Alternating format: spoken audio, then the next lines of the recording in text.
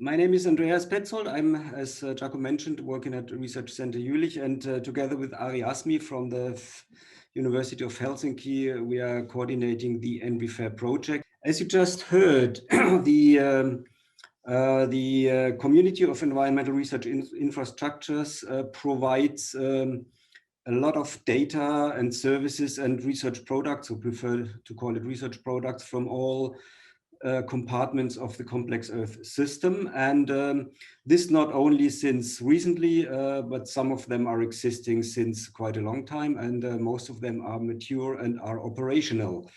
So what is, I will give you a quick ride how this community is set up and how we will use the ENVRI Hub to ensure the smooth interoperability amongst all the partners to provide complex services to the potential users. So behind each of these subdomains, so we call atmosphere, oceans, land surface, and ecosystems subdomains. Behind these, we have a set of individual research infrastructures, which are, most of them are established, they are functioning, they are collecting data, they are providing services.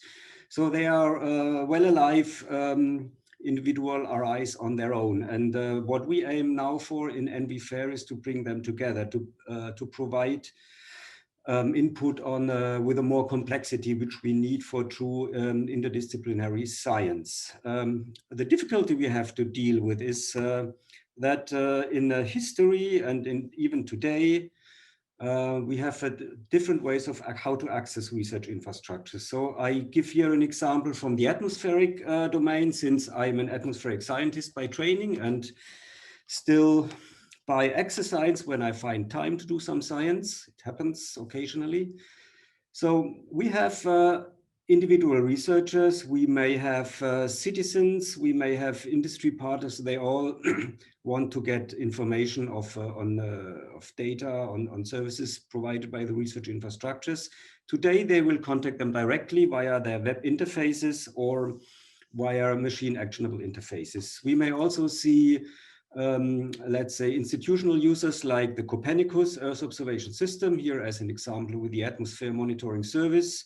This service is using a lot of data from the atmospheric research infrastructures by machine actionable interfaces. That's true also for the water domain and also for the land domain.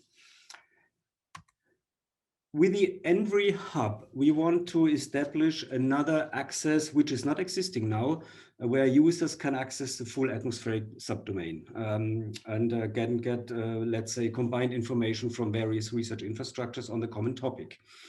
And we want to go even further and provide the users, either institutional users or scientists directly, or citizens, whoever, to access the full ecosystem of the environmental research infrastructures as a whole.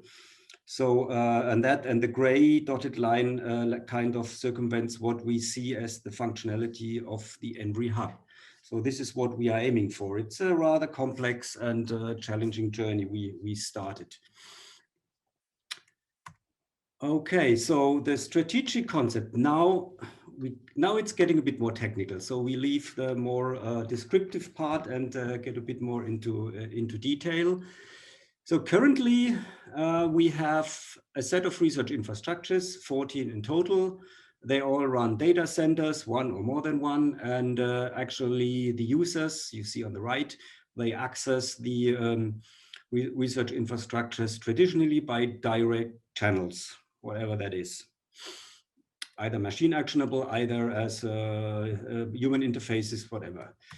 Now, the ENVRI Hub, which we are actually building up, it will consist of a metadata catalog, which describes the services and the data and the service catalog, and the documentation on all the knowledge we have collected there, all the background information, the technologies implemented, what is running at the research infrastructures, what is running at the data centers. And we will also see a notebook engine as a demonstrator for interoperable use of data. This is what we want to establish. And this will fulfill a couple of roles. So you see, it will form an alternative alternative connectivity via the ENVRI Hub to the users, potential users, through all the data centers we have in our consortium. And it will help the users to discover the services, and not only data, but also data products much more easily than today, because today you have to go individually to each RI, and that is not always very helpful, depending on your question. And we will also provide the direct access to research data and via a service layer.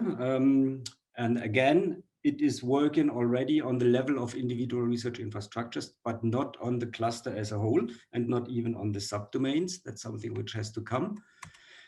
And we will, with that functionalities, we will foster commonality, reuse, and also user engagement in what we've done here. And for instance, we have conducted a few weeks ago a hackathon with young students to learn what are the difficulties in accessing data currently, and we learned a lot.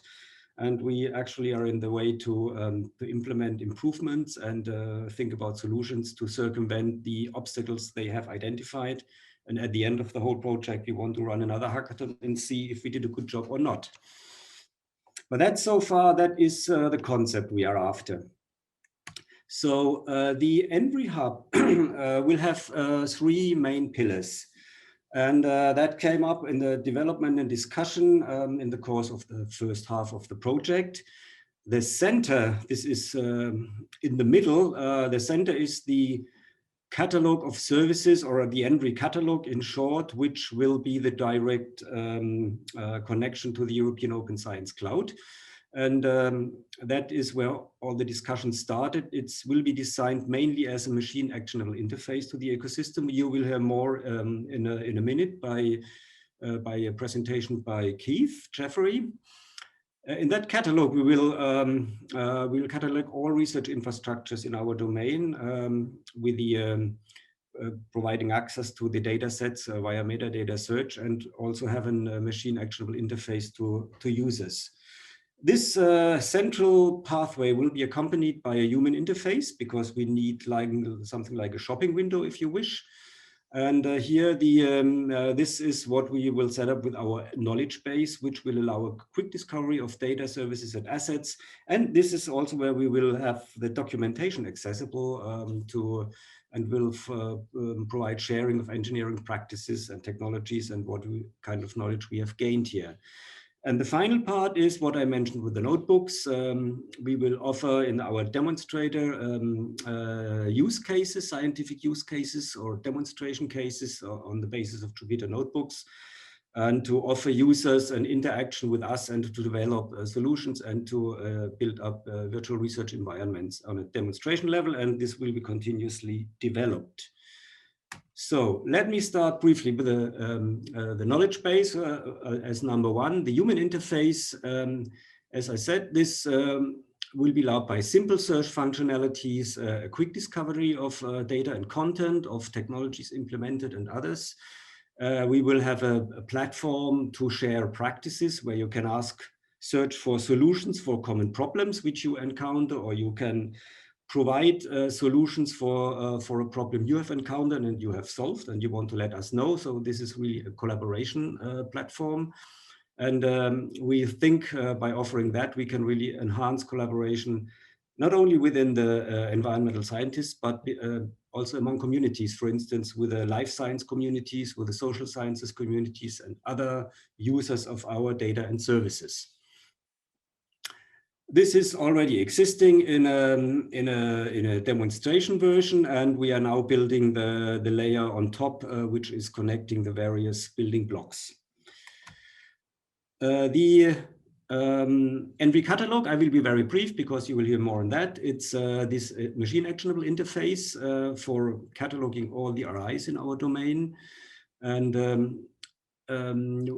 that is our ideas. We will not map all the metadata, but describe the services that provide access to data. Keith will be give more details on that.